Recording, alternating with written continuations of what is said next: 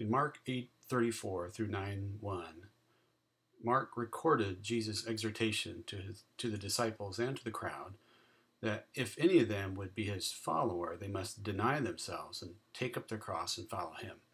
And he does this by showing that all of their attempts to live life apart from his purposes are ultimately going to be futile, and that by reminding them that a day of judgment is coming for those who are ashamed of the words of Christ and also of the way of Christ, of his way, what it means to follow him, which was a way of suffering and a way of sacrifice.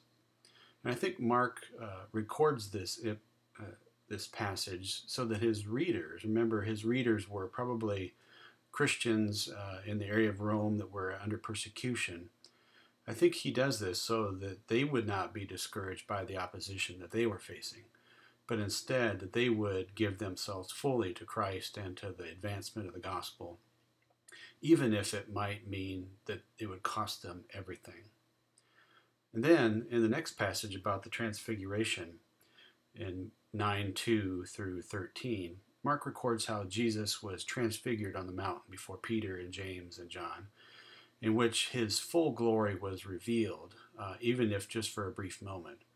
And I think he did this so that his disciples would understand who exactly he was, that even though he was destined to suffer and die, which they were having a hard time grasping at this point, he really was the Messiah, and they really could put their full faith and trust in him. So we hear the voice coming from heaven, "This is my son, listen to him," which is especially significant in the light of what Jesus just said to his disciples. So I think this episode of the Transfiguration, Mark concludes it there so that his readers also would have confidence in following Jesus' command to take up their cross and follow him, knowing that there is an eternal reward ahead for them in heaven. And so they get a brief glimpse of that glory when Jesus is revealed in the Transfiguration in his full glory. So I think there are several principles that emerge from this passage.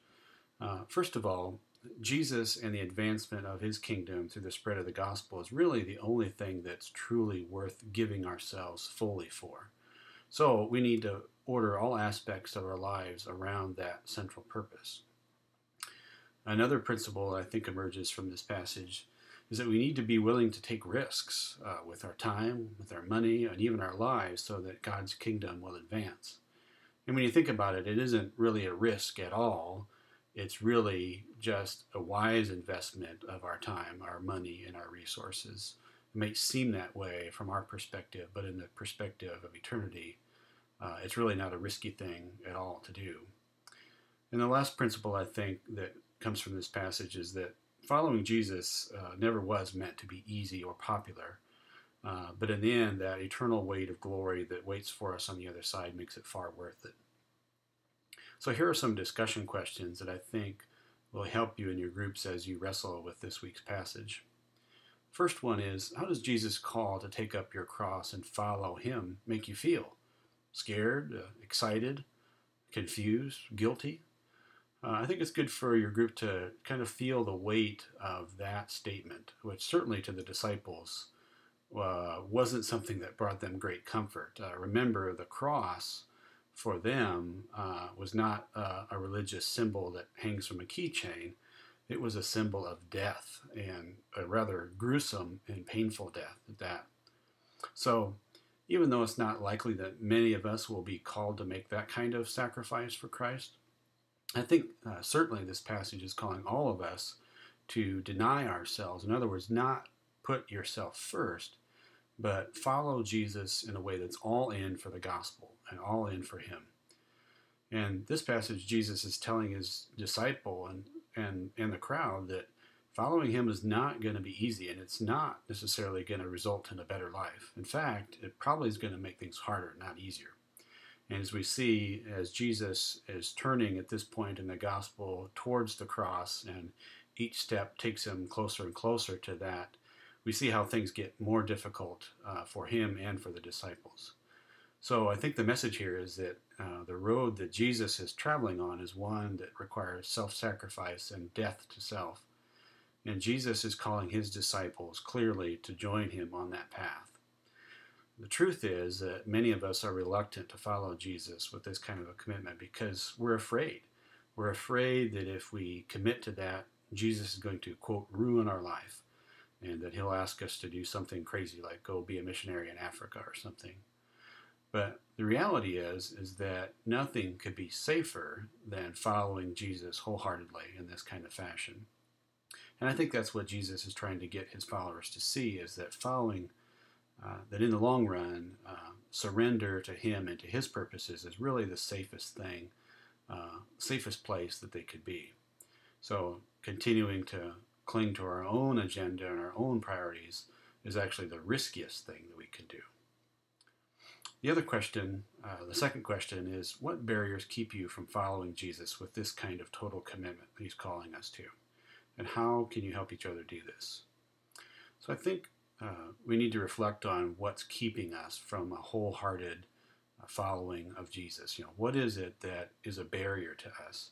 Is it love of money? Is it a love of position of influence, security, whether through finances or otherwise, sports, hobbies, other leisure activities? What is it that seems to have first place rather than following Jesus and the advancement of his kingdom?